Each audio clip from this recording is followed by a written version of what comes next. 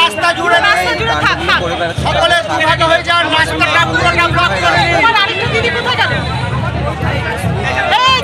যাতে আগে চলে এইসব কিছু না আমরা এটা চাচ্ছি।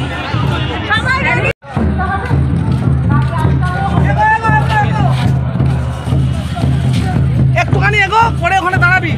আমরা চাইছি আরজিকর কাণ্ডের যে নক্কারজনক ঘটনাটা ঘটেছে তার বিচার চাই। অভিজিৎ দাস।